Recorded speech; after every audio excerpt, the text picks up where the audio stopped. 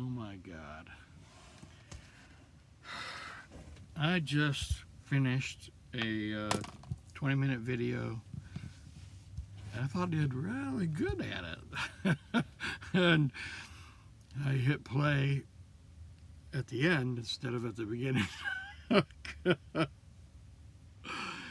And it's funny that that happened because I'm kind of talking about defeat and mistakes today. And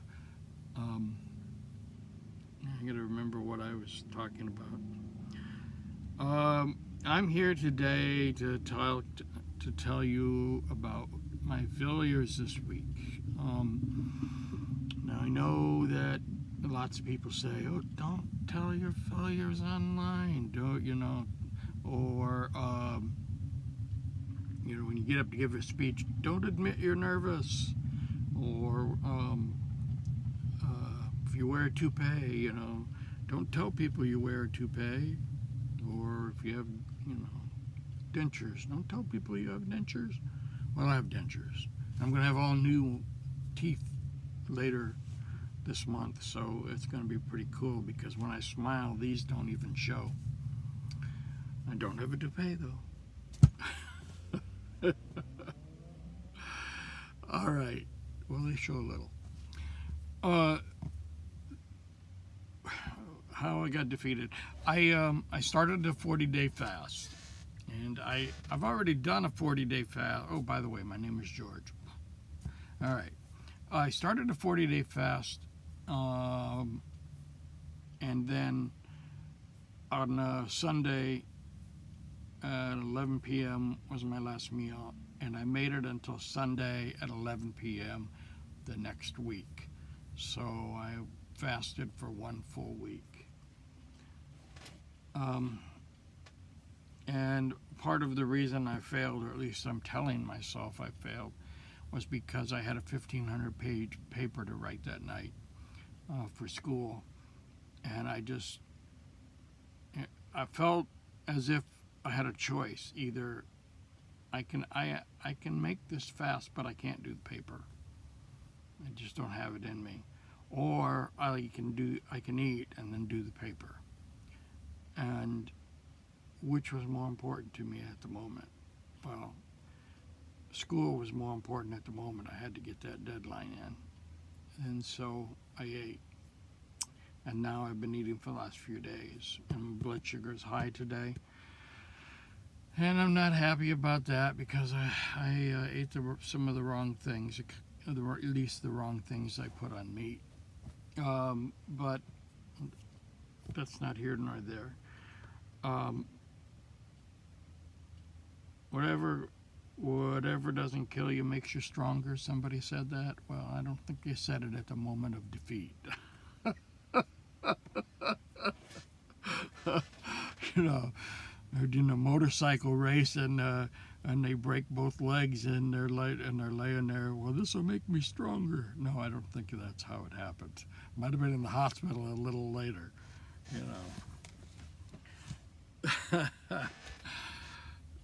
But I consider you, everybody who's watching this, I consider you like a friend that's come over and sitting at my kitchen table, and we're talking. And since you're a friend, I want to tell you, what's happened.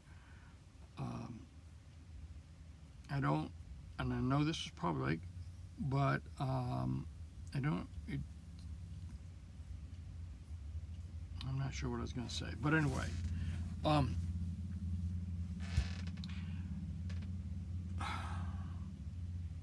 when you watch, when you look at pictures on Instagram, they're all wonderful. People are having a wonderful life. And you look at Facebook, people are having a wonderful life, great life.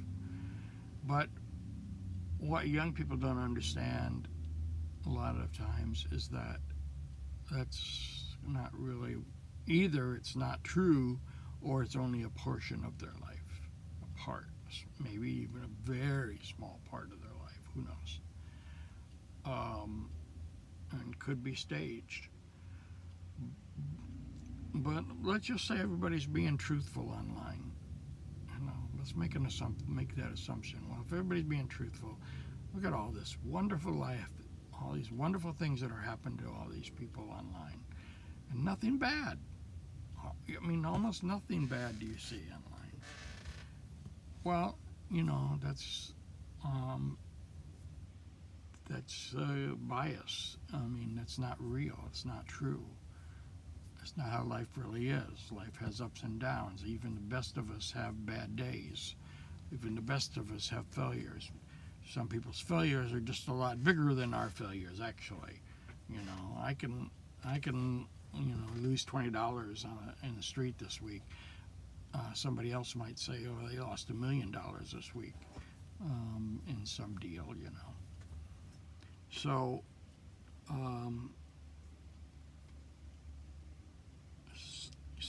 to me, when I started putting videos up, I wanted to be honest. I want to show my failures and my defeats. I don't want to try to develop an online persona and be different online than I am offline, for instance. Jung said that we all have to have a persona. I mean, when you go into a grocery store and you say hello to the clerk and they tell you hello, and you have a certain persona. You don't get into, with the grocery store clerk, all the bad stuff that's been happening today, or they don't get into all the bad stuff that happened to them today with you, because they have that working persona.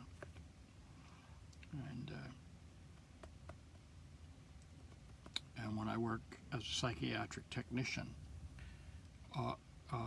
and then later as a paramedic, and then later as an LPN, and then as a registered nurse in the psychiatric unit, I have to put on a face, a persona. And so, people do very bizarre things, and my face will be straight. Well, you won't see an emotion.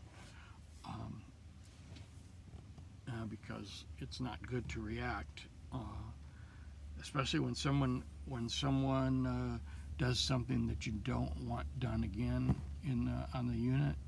You just don't react. You don't pay attention. I'm not going to get into all the hows and whats of a psych unit right now. Right now, let's stay with what I'm trying to talk about, and that's failure. Okay. I've had a lot of failures in my life and a lot of successes, but right now I've completed 7 degrees, and I have 2 masters, but I'm back in school for an RN to BSN because I want to teach in nursing school. Now, I've already taught in college. I taught history of psychology and social research methods, and I've taught some other classes. I've already spoke in front of large audiences. Well, not real large. I think the largest audience was maybe 1,000 that I spoke to, and a lot of times my audiences were about 500. When I was president of the American Association of Psychiatric Technicians, I used to travel around the country and talk in the hospitals to psych techs. So I don't know why I went off on that tangent. Maybe I needed to balance the failures I'm having this week with something good that I did in my life. All right. But right now, I failed the fast because I made a choice. Now, my therapist, everybody should have a therapist, by the way. It's recommended when you go to counseling school, or like if you're a doctor and working in psychiatry and doing analysis, for instance, that you should also be an analysis. So it's always good. And my therapist says I have a fuck it button, and this week I pushed the fuck it button. I don't know. I don't know if I agree with that assessment. Because at the time, I thought I was making an either or choice. I'm sure there was, uh, the choice really wasn't a dichotomy. I mean, there could have been other choices in between quitting and not quitting, or doing my paper and not doing my paper. So, but I did it. So now what do I do? I haven't. Today I checked my blood pressure. It's high again. My blood sugar's high today, and because the last few days I've been eating not too good, and even when I've eating keto, um, um, I had meat toppings that had a lot of sugar in it, and I shouldn't have used that. So, um, so I feel like I failed at eating. I failed at I failed you guys. I failed eating. I failed school pretty much because right now I feel like dropping out of school, and I'm very close to it. I'm not sure what I'm going to do. I have another 1,500 word paper due this week, and I've got to get online and reply to 2 students with 200 words each. And I don't feel like doing it. I don't like I love education. I'm smart enough to do it. I mean, I graduated from nursing school at 63 and only half my class graduated. So it's not the intellectual ability, it's the will. I don't like busy work. And I don't like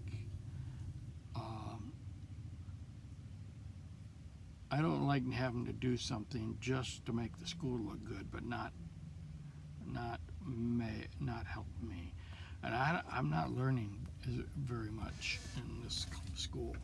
Now, granted, the class I'm in right now is nursing informatics, and I already have a master's in systems management, and so which is computers and systems of business.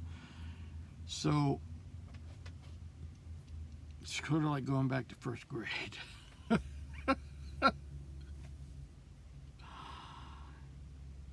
And I'm rebelling against the teacher because I just don't like it. Okay, little Johnny, fill out this one sentence here, and well, I won't learn anything. Yeah, but fill it out anyway. Well, I don't want to do it. Do it anyway, or you're gonna fail. That's where I'm at. And the school I'm in is all online, the RN to BSN, Aspen University, and every week you have to do 400-word discussion post to your fellow students, and then each student must do a 200-word reply to. But is that a discussion? No, it's not a discussion. It's an exercise. No one discusses or goes on. I mean, everyone just says a few things to get by, and hey, look, you did a good job on that post. Oh, I did that too, and blah blah blah blah. And it's not learning. It isn't. It's jumping through hoops. And even the 1,500-word paper that I have to write each week, the content's not important. What's important is that you get the APA formatting right, you get your spelling right. It's really an English class, okay? You get, you get all that right, and you put 3 references in your 1,500-word paper. But is it truly something important to you? No. Is it something important to the world? No. Is it going to be useful? No. Well, then why did you do it? Because my teacher told me to.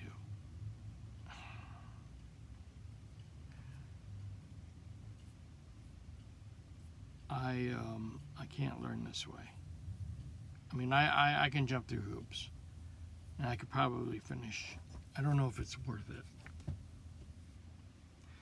because it's a lie. You know, I mean,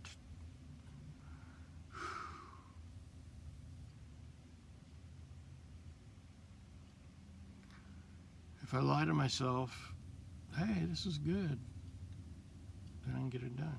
And then I can lie to others saying, yeah, that was a good school. I learned a lot. Yeah. This is a good format. That's another lie. I'm having an existential crisis. I mean,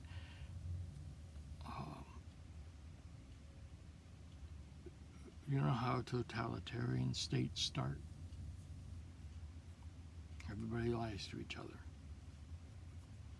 You know, and everybody ignores the same thing. You know, it's when I'm not even going to say the names of the other totalitarian leaders that came because I don't want YouTube to flag me, but people, it wasn't from the top down when totalitarians start killing lots of people. It's from the bottom up.